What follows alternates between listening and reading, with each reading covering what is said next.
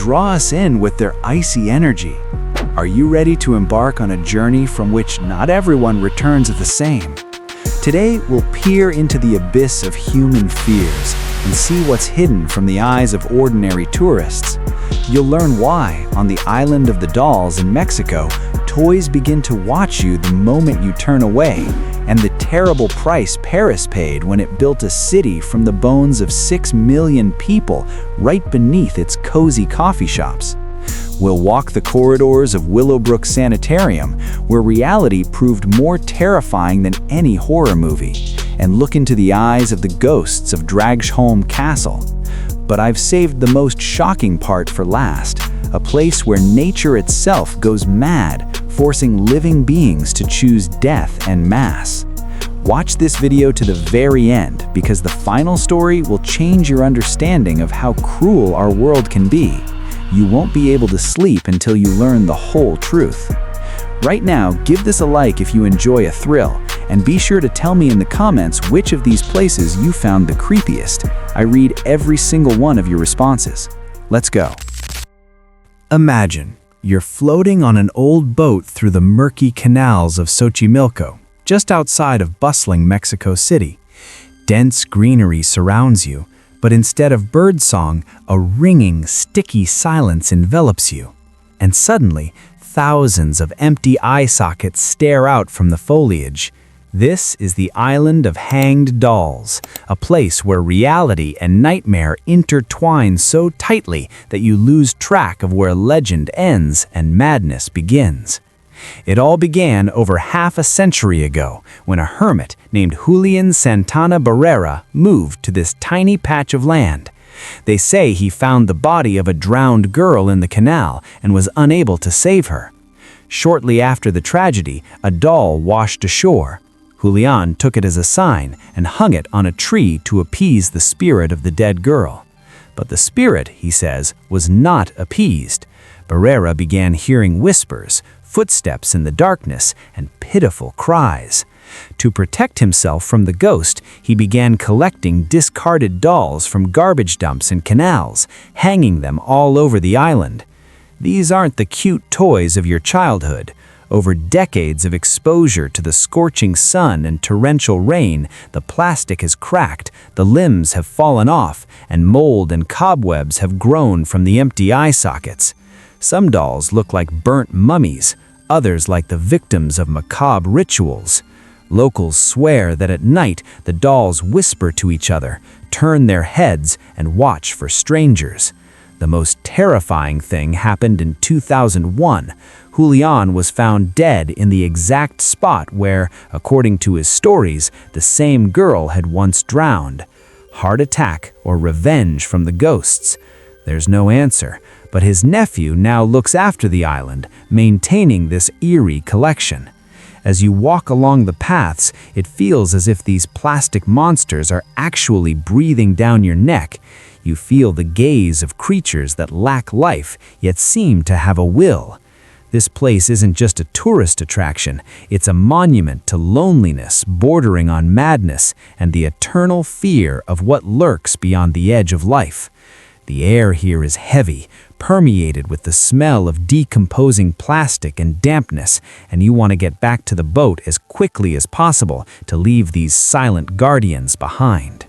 Close your eyes and imagine a thick, almost impenetrable fog lingering at the foot of majestic Mount Fuji. Here, in the Aokigahara forest, nature has frozen in a strange, unnatural trance. You step off the path, and beneath your feet is not soft soil, but hard, twisting lava covered in a thick layer of moss. The tree roots don't penetrate deep, but rather intertwine on the surface, like giant snakes trying to grab the ankles of an unwary traveler. This place is called the Sea of Trees, and believe me, the name is justified. The canopy is so dense that sunlight barely reaches the ground, and magnetic anomalies cause the compass needle to spin wildly, depriving you of any chance of finding the right direction. The history of this forest has been steeped in sadness since the Middle Ages. There's a dark legend about the custom of ubasute, During times of famine, poor people would bring their elderly relatives here, unable to feed them, and abandon them to their fate. It's said that the souls of these abandoned elders, filled with quiet rage and resentment, still wander among the tree trunks, transformed into yurei, ghosts who lure the living into the thicket. Nowadays, Aokigahara has acquired an even more sinister reputation as a final resting place for those who have lost faith in life. Japanese authorities have even stopped publishing official statistics on finds so as not to popularize the place, and signs hang at the entrance to the forest. Your life is a priceless gift from your parents, and please think again. Walking here, though it's hard to call it a walk, you constantly stumble upon traces of someone's presence, colorful ribbons tied to the trees. They are left behind by those who aren't yet fully confident in their decision. It's their Ariadne's thread, a way to find their way back if fear proves stronger than despair. But when you see the thread break off in the depths of a ravine, it becomes truly eerie. Absolute, vacuum-like silence reigns here. The porous lava absorbs sound, and you hear only your own breathing and the frantic pounding of your heart. It seems as if the forest itself is watching you, waiting for you to make a mistake. This isn't just a forest, it's a living labyrinth that holds thousands of untold stories and unfulfilled hopes. Let's move on to the next place. Imagine romantic Paris. The Eiffel Tower, the aroma of fresh croissants, the lights of the Seine. Now look down, deep beneath your feet. There, at a depth of 20 meters, roughly the height of a 5-story building, sprawls a gigantic city of the dead. The Paris catacombs are abandoned limestone quarries that stretch for hundreds of kilometers, forming a complex network of tunnels. But the most astonishing and terrifying part begins in the Ossuary, the resting place of more than 6 million people. That's 3 times the entire living population of modern-day central Paris. The history of this underground kingdom began in the late 18th century, when the city's cemeteries overflowed to such an extent that they became the source of a terrible stench and disease. The Cimetière des Innocents was literally bursting at the seams. Bodies were falling out of the retaining walls directly into the basements of apartment buildings. The authorities made a radical decision: clear the old cemeteries and move the bones to empty quarries. For several decades, carts laden with remains, escorted by priests in black robes, trundled through the city at night. The bones were dumped into the mines, and later, workers began carefully constructing entire walls from them. Entering the ossuary, you see a sign: "Stop. This is the kingdom of death." And that's no exaggeration. You walk along a narrow passage, and on either side of you rise neat rows of femurs and skulls, arranged in intricate patterns, crosses, and altars. There are no names here, no social classes. Kings and paupers lie side by side, transformed into silent building material. The temperature here is always around 14 degrees Celsius, and the humidity literally makes the walls sweat. The air feels thick, heavy, saturated with the dust of centuries. The most dangerous thing is to stray beyond the tourist route. Only 2 kilometers of trails are officially open, but cataphiles, underground explorers, know hundreds of entrances. Getting lost in the unlit labyrinth, where a compass is useless due to ore deposits and echoes distort sounds beyond recognition, is certain death. It seems as if the empty eye sockets of skills are watching your every step, a reminder of the frailty of existence, and the darkness always lurks beneath the brightest city in the world. Let's travel to sunny Italy, to the azure waters of the Venetian lagoon.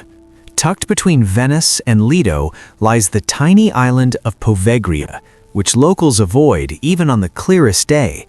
If Venice is the mask of carnival, then Poveglia is what lies beneath it when the festivities are over: rot, decay, and eternal fear. This place is rightfully considered one of the most paranormal on the planet, and when you learn its history, you'll understand why fishermen still fear casting their nets here, fearing they'll catch human bones darkened by time instead of fish. It all began back in the Roman Empire, when the island was used as a place of exile for plague sufferers. But true hell broke loose here in the Middle Ages during the Black Death. Poveglia became a gigantic isolation ward. Not only the dead were brought here, but also those showing the first signs of illness. People were thrown into huge pits, often still alive, and burned to stop the spread of the disease. It's said that the island's soil is 50% human ash. You literally walk on the remains of hundreds of thousands of people whose lives were cut short in horrific agony. But that wasn't the end of the curse. In 1922, a psychiatric hospital opened on the island. Legends say the hospital's chief physician was a true sadist. He conducted horrific experiments on patients, attempting to cure insanity through lobotomies, using ordinary drills and hammers. Patients complained of seeing the ghosts of tortured plague victims, but who would believe a madman? Ultimately, the doctor himself lost his mind. He threw himself from the bell tower, claiming to be haunted by shadows. A nurse who witnessed his fall reported that he survived the impact, but a strange fog rose from nowhere and suffocated him right there. Today, the island is completely closed to visitors. The buildings are crumbling, and the bell tower from which the doctor jumped stands as a silent monument to human grief. The air here seems frozen, and the cries of seagulls over the island are suspiciously reminiscent of human moans echoing across the dead waters of the lagoon. Let's move on to the next place. Imagine a monumental gray stone building that resembles a medieval castle or a Gothic cathedral more than a prison. When it opened in 1829, the Eastern State Penitentiary in Philadelphia was the most expensive and ambitious construction project of its time. But its grandeur concealed a radical and cruel experiment on the human psyche. Unlike ordinary prisons, it implemented the Pennsylvania system, absolute, total isolation. Prisoners spent 23 hours a day in solitary confinement, forbidden to speak even to guards. When taken out for exercise, black caps were placed on their heads so they couldn't see other people or know the layout of the corridors. The idea was noble, to give criminals the opportunity to be alone with God and their conscience, to come to repentance. But in reality, silence drove people mad faster than any torture. You walk along long, radiating corridors, and the walls seem to have absorbed decades of silent despair. The cells here are tiny, with a single narrow window in the ceiling, nicknamed the Eye of God. America's most notorious criminals, including Al Capone, left their mark here.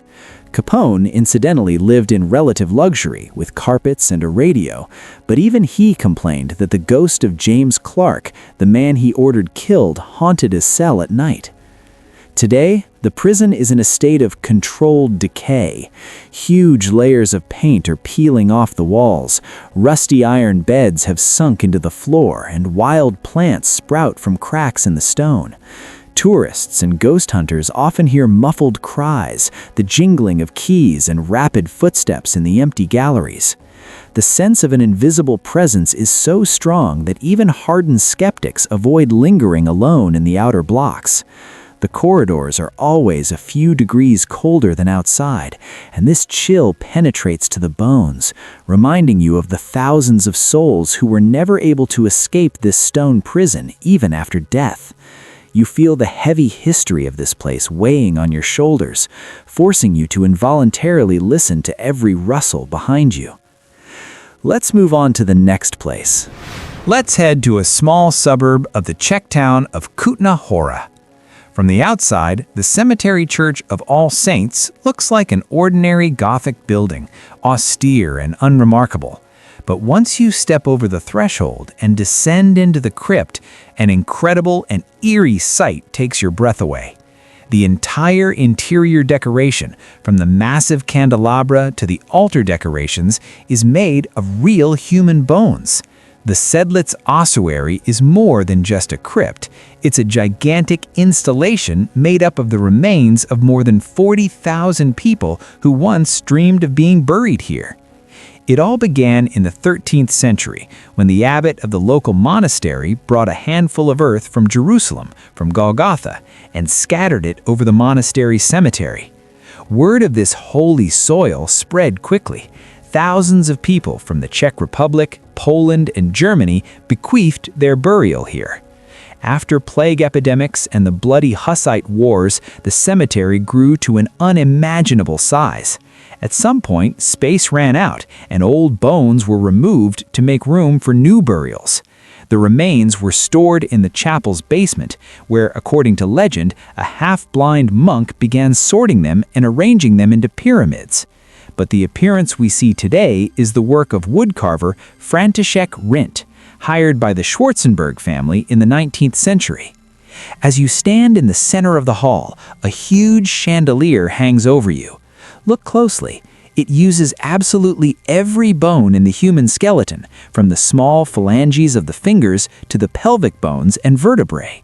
The walls are decorated with the enormous Schwarzenberg family coat of arms, depicting a raven pecking out the eye of a Turkish warrior's skull, all assembled from tibias and radii. 4-meter-tall pyramids of skulls stand in the corners, and garlands of bones hang from the ceiling like holiday decorations in some otherworldly world. There's no horror here in the traditional sense, but rather a profound, almost mystical awareness of the equality of all before death. You see thousands of empty eye sockets and understand that each of these people once loved, hoped, and feared, and now they've become part of this whimsical decor.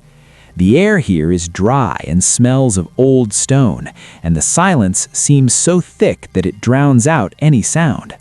This place reminds us of memento mori, remember death, but it does so gracefully and grandly that you leave with a completely different sense of time. Let's move on to the next place. Now we're transported to Denmark, to the harsh shores of Zealand, where Dragsholm Castle rises against a cold sky. One of the country's oldest fortifications, its white walls hold secrets that will chill your blood. Over its 800-year history, the castle has served as a royal residence, an impenetrable fortress, and even a grim prison for the most high-ranking prisoners. But Dragsholm's true glory lies in its permanent residents, of whom there are over 100. Yes, we're talking about ghosts, and the stories of the most famous are so real that they make even the most ardent skeptic believe in the supernatural. The saddest legend is associated with the White Lady, the daughter of one of the castle's former owners. The girl fell madly in love with a simple worker, which in those days was considered an indelible disgrace for a noble family. When her father learned of their secret meetings, his wrath was terrible. He ordered his own daughter walled up alive within one of the castle's thick stone walls. For centuries, this was considered nothing more than a beautiful and sad fairy tale designed to attract tourists, until in the 1930s, during a major renovation, workers opened one of the partitions.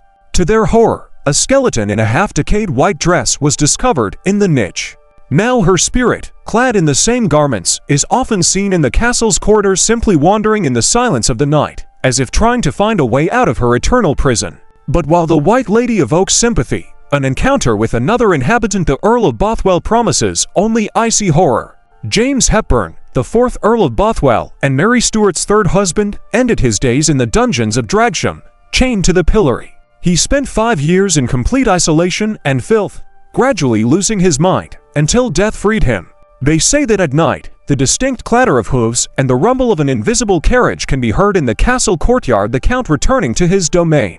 As you walk through the halls of the castle, now converted into a hotel, you feel a strange tingling sensation in the back of your neck. The air in certain places becomes unnaturally cold, and the heavy oak doors can suddenly open of their own accord. You realize that you are only a temporary guest here, and the true masters of these walls have never abandoned their posts. Let's move on to the next place. Let's travel to the Indian state of Assam, to the small village of Yotinda, lost among picturesque hills. At first glance, it seems like a paradise, but every year, at the end of the monsoon season, a scene worthy of a Hitchcock horror film unfolds here. Imagine a dark, moonless night. Thick fog envelops the valley, and suddenly birds begin falling from the sky. Hundreds of birds, tiger herons, kingfishers, and shrikes fall into a strange trance and crash at full speed into trees, the walls of houses, or simply fall dead to the ground. For decades, locals believed these were spirits descending from the heavens to punish the village. It was long believed that the birds were committing mass suicide, but science has provided an even more terrifying explanation.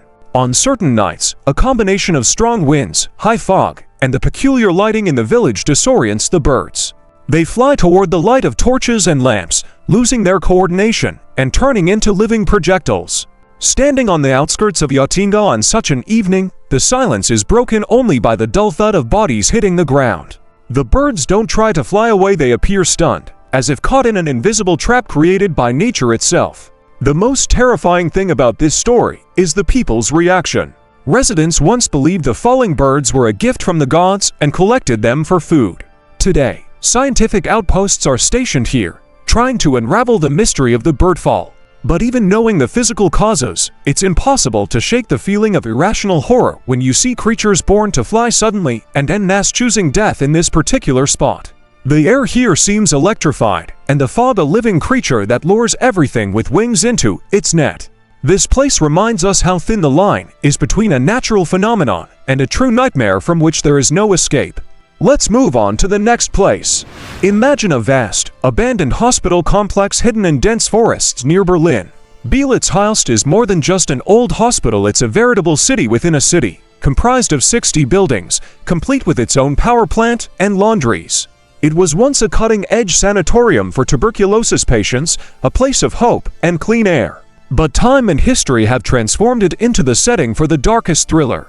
Peeling oil paint, rusty gynecological chairs abandoned in the middle of empty rooms, and endless corridors swept by an icy wind all create an atmosphere of utter desolation. It was within these very walls in 1916 that a young corporal named Adolf Hitler was treated after being wounded on the front lines of World War I. The very aura of this place seems imbued with the shadow of the future dictator. Later, after World War I, the complex became the largest Soviet military hospital outside the USSR. Elite officials and high-ranking officers were treated here, but in the early 1990s, they departed, leaving behind only piles of medical records and a heavy silence. Walking through the operating rooms, where the remains of massive lamps hang from the ceiling and broken glass crunches underfoot, you can't help but imagine the thousands of patients who spent years battling incurable illnesses without leaving these walls. But the most terrifying thing here isn't the past, but the feeling of being watched. Ghost hunters and casual visitors often report strange sounds. The distinct clatter of medical instruments in empty rooms, the smell of ether emerging from nowhere, and hushed whispers in German and Russian. In 2008, a real-life crime occurred here.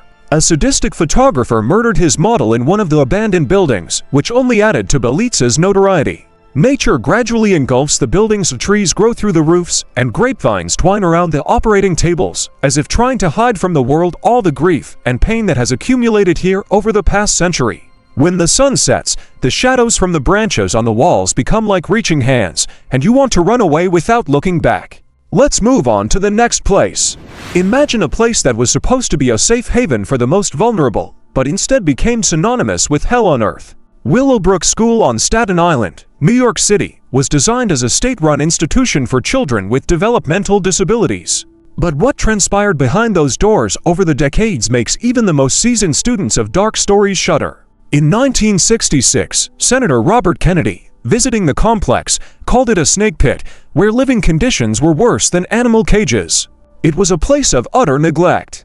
Instead of the promised 4,000 people, over 6,000 were held here. You step into an imaginary ward and see bare tile walls, a cold floor, and dozens of children left without supervision, clothing, or even basic hygiene. The air here was permeated with the smell of disease and despair. But the most terrifying thing lurked not in the living conditions, but in the experiments. Researchers deliberately infected healthy children with hepatitis to study the progression of the disease and test vaccines. Young patients were given food mixed with the feces of the sick, with the justification that they would be infected sooner or later in such conditions. In 1972, a young reporter, Geraldo Rivera, secretly entered the facility with a camera, and the images that were seen around the world shocked. Emaciated children banging their heads against the walls from boredom and lack of human warmth. Guards treating their charges like trash. After this scandal, the school was closed, but the shadows of the past lingered. In the 1970s and 1980s, a serial killer nicknamed Cropsey operated on the abandoned complex, abducting children. Today, some of the buildings have been demolished, but the remaining structures stand as silent monuments to human cruelty. Visitors to these ruins hear cries and the sounds of gurneys in the empty corridors, and the silhouettes of those who never saw rescue sometimes flicker in the windows. This place is the most harrowing on our list because its horror was created not by legends, but by the hands of living people. If you were truly terrified and appreciate such deep dives into the mysteries of our planet, don't forget to like this video. Your support helps me find even more rare and fascinating facts. And be sure to let me know in the comments what you think of these stories. Which of these places would you risk visiting, and which would you not visit even for $1 million? Bye.